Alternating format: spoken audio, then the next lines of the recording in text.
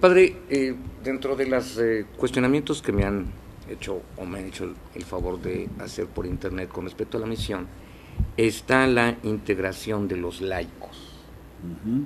Hace unos momentos platicamos de todo aquello que en el siglo XXI un ser humano que pertenece a la misión debe de tener, que es conocimiento, capacitación, devoción, fe, bueno, eso es por antonomasia, pero ¿cómo pedírselo al laico? Bueno, pues hay distintas formas. Eh, Hay misioneros laicos que van a trabajar en acciones, diríamos, humanitarias, sea de promoción humana a través de la enseñanza de oficios, de cultura en general, que a veces si la misión puede, pues los patrocina, ¿no? Y les da su apoyo económico si van a servir en proyectos de la diócesis, ¿no? O de la, bueno, normalmente no son diócesis, se llaman vicariatos o prelaturas, ¿no? Porque son dioses todavía en proceso. Eso. Entonces nosotros, por ejemplo, tenemos en la misión de Ecuador, del Oriente ecuatoriano, concretamente la misión que llamamos de Aguarico, vicariato, pues tenemos laicos que van para temporadas y algunos que se quedan durante años ahí. Entonces, cuando estos jóvenes o laicos, normalmente son jóvenes, porque el vivir en la selva Sí. no es para cualquier persona, son gente que ya tienen una formación, que tienen una carrera y que pueden hacer un servicio y que, pues, dependiendo, ¿verdad? Si los asume, si el gobierno les da derecho, permiso para enseñar, pues supone que con eso se pueden ganar la vida. Y si no, pues la diócesis o el obispo de ese lugar los recibe y hacen un trabajo de voluntariado y la iglesia en ese lugar pues les da lo suficiente para vivir. Padre, dentro de los cuestionamientos que nos han llegado está el hecho de que sabemos que en este momento, hoy mismo, parte de las misiones están insertas en lugares donde existen ciertos problemas como es diferencia de ideología política, diferencias de otras religiones o diferencias culturales.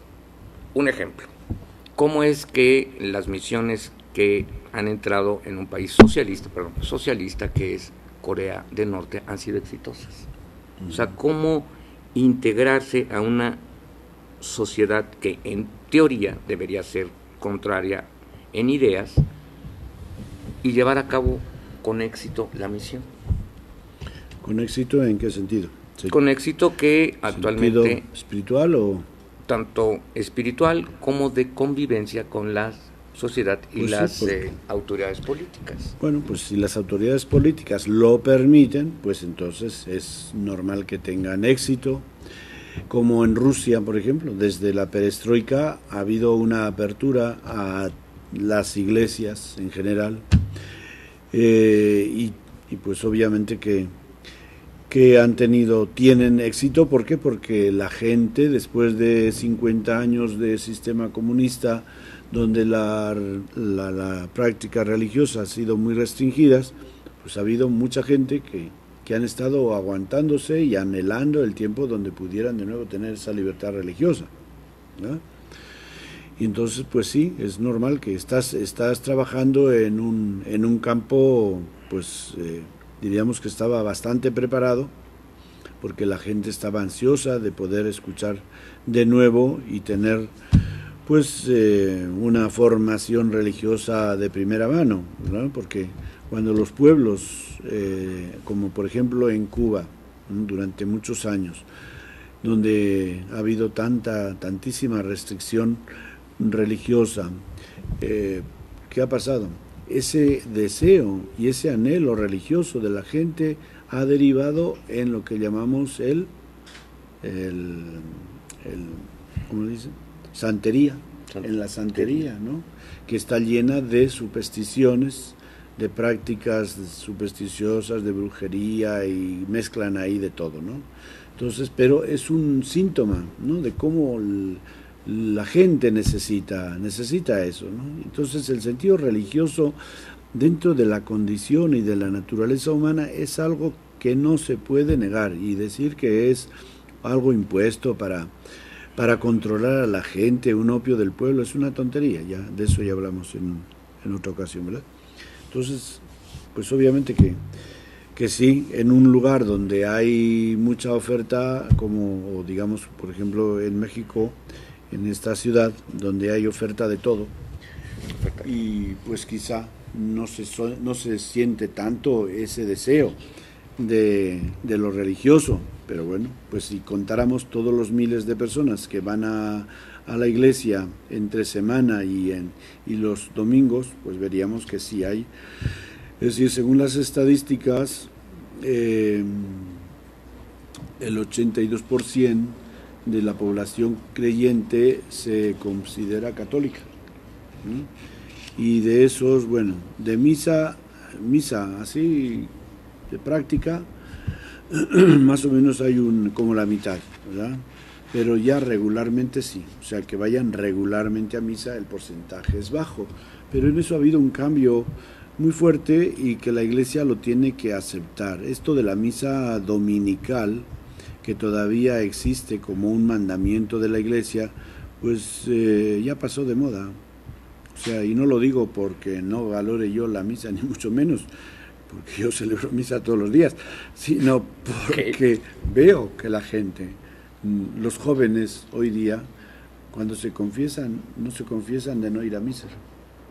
Quienes se confiesan de no ir a misa son la gente de 50, 60 años para arriba, porque a ellos sí les inculcaron mucho lo del domingo, lo de la misa dominical, pero los jóvenes no lo ven de esa manera, lo ven de una forma pues más liberada, en el sentido de que pues sí, tú pues frecuentas la Eucaristía, los sacramentos, pero sin tener una norma así taxativa y menos bajo esa motivación que nos ponían antes de que cometes un pecado mortal, grave, o quién sabe, ¿no? Si no vas a misa, si faltas a esta parte y tanto.